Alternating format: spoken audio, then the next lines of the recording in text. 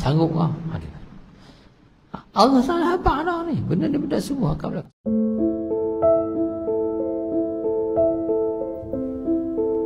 Sebab tu dia antara peristiwa Isra Mi'raj.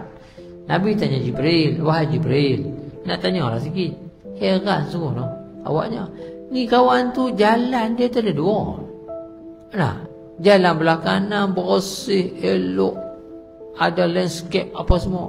Jalan belah kiri dengan rebah, dengan benda tajam, paku, kayu, bersih-bersih habis. Tapi pasal apa yang dia nak pilih jalan kiri?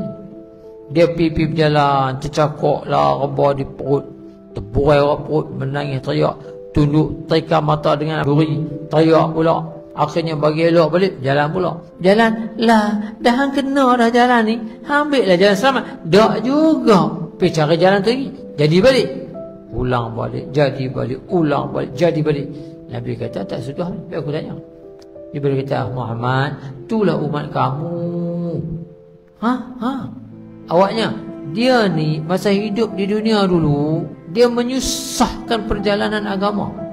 Dia menyusahkan. Walau dermanya, walau apa benda, pangkat, dia tak jadikan benda itu sebagai laluan agama. Dia sekat.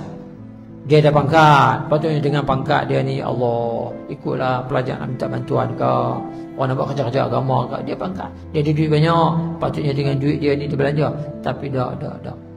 Oleh kerana di dunia dulu dia sekat perjalanan agama, dia menyusahkan, maka di akhirat aku sekat dia balik. Biar dia reti sikit. Allah.